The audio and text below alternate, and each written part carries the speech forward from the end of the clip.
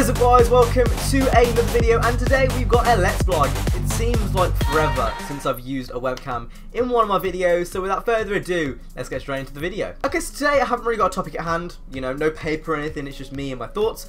I'm just going to be talking about a few things which I have on my mind and some things, you know, what to talk about. So, first thing I want to talk about is the cruise on this DLC. Now, this is something that was talked about in the podcast with me, Speedway, and CJ. If you haven't already watched that, you should probably go watch that. It's really entertaining, at least I thought so anyway, and obviously a lot of other people agreed with me. But yeah, like, on this DLC in the crew, it's been found in the game files, and, you know, it's been leaked at various places, the MX-5, the RX-7, as well as a few of the cars. I think the Evo 10 was on the list. But basically, it's leaked out now that the crew has them on this DLC. Everyone knows my stance with on this DLC. I hate it. I absolutely hate it. You know, if I pay for a disc, I should pay for what's on that disc. And I feel on this DLC, it ruins it really. But I mean, it's unless we take a stand, it's not really going to do much. That's why I didn't buy Storm Island. That was not on disc. There's no way you can make another open world area in that short of a time. You know, like, to make another open world would take a very long time. I believe that was on this DLC. I firmly believe that. And the cars, I know for a fact they're on this DLC. It's obvious. You know, so in a way, I am taking a stand because I don't approve of that. But man, it's just so annoying the fact that they are doing it, because when you think about it, like I miss those days, but in the PS2 era especially, where you bought a game and it was just finished. You know, like nowadays games seem not to be finished, and I genuinely think the gaming community will take a stand soon.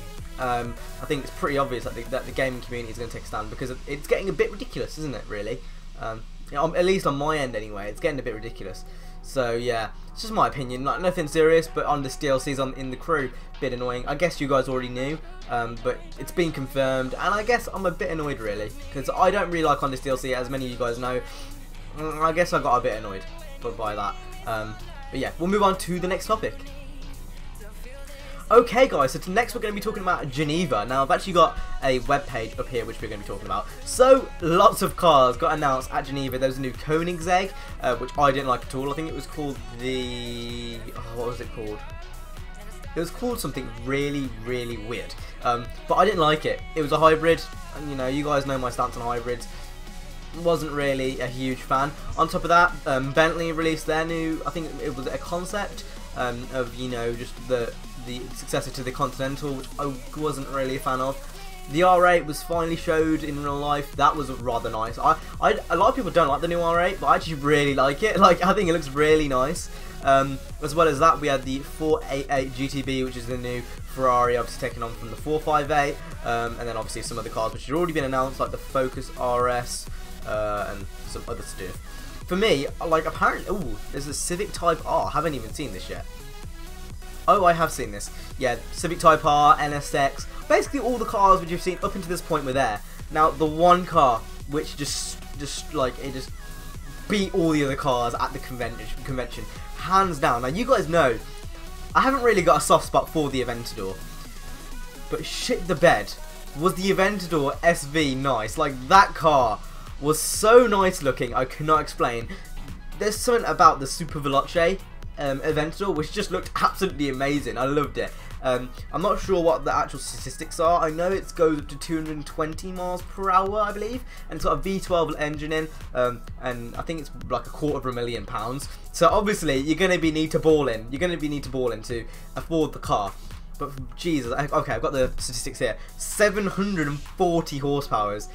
740 power. I can't speak. 740 horsepower V12. Damn, like the sound that makes. And you can tell they've taken inspiration from companies like Rocket Bunny and all the aftermarket companies that, you know, made body kits for the Aventador, because there was loads. You can tell they've taken inspiration, and boy, does that look nice. I love it. I absolutely love it. It just looks beautiful. Like the Super Veloce Aventador looks absolutely mad. Few of the cars, I guess, I saw an Aventador like body kit. I can't remember who it was by, but there was some aftermarket aftermarket Huracan, sorry, which looked pretty nice. Like most of those kind of aftermarket cars do look pretty nice. The 911 GT3 RS, I don't know, like, I don't mind Porsches, but it didn't strike me, you know. It's kind of same old with Porsche. Happens every now and then, nothing special. The Aston Martin Vulcan, I'm just reading off a list right now. Remember that car? That's like the Aston Martin's track-only hypercar. Again, I mean, I don't know, like it's like the what's it called? The Sesto Elemento. Like, it just didn't, like, it's a track-only car, you know. Like, if you're gonna dream about having a car, why would it be something that is track-only? I mean, I don't know, like. And plus, I don't think it looks that nice. Personally, I don't like that and Jags. Like, besides the F-Type, really, I don't know. It's just not my cup of tea, really. And then, like, that's really it. Like, scrolling down this list, you know, obviously Jeep done some stuff, Kia done some stuff, Koenigsegg, the Regera, that's what it was called. Aventador, the Evoque facelift, you know, just some other cars, the P1 GTR, which again, it's cool, I guess. But really, there's nothing else that's been announced. I mean, the main thing for me there was the Aventador. I thought the Aventador looked really nice. But besides that, there's really not much else. No, nothing at all. I think the main attraction was the... oh, I know what car I missed. I'm missing the McLaren 675 LT. Now, I'm not sure again what the statistics are, but boy... Like, I was watching a video of, like, the inside tour and whatnot, and that car was unreal. Like, it's a quick mention. That was one of my favourite cars next to the Aventador. But the Aventador, like, it's a spit. I still have a spitting image because it's that, you know, rememberable. But yeah, that's Geneva. A bit of a Geneva recap. If you didn't follow the conference, basically a conference where we talk about cars. So yeah, that's pretty decent, I guess. And I've got one more thing which I want to announce before this video ends, and that is I've actually finally got all the interviews done for the Need for Speed documentary, and it's going into full production this weekend. So expect that to come out around, you know, summertime, like I said before. I basically need to rewind some stuff, you know, like re-record some stuff that I did before. So that's gonna be coming out soon. Finally got the interview with Drew down. I finally got, you know, all the community interviews, and now it's just a matter of time before it actually happens. And you know how long, it depends how long, you know, it's gonna take me to edit and stuff. Instead of doing it in parts, now I'm just gonna do it in one long video. I think it makes more sense than to do it in parts, because if you watch it if you make it in parts, some people might watch part 1, part 2, part 3, but then not watch part 4, part 5, which makes it a bit of a waste of time. So if you have it all as one video, they can easily go back to it and then carry on from where they were. So I think that's how many. I think I might make an hour long, an hour and a half long, depending on, you know, how it goes.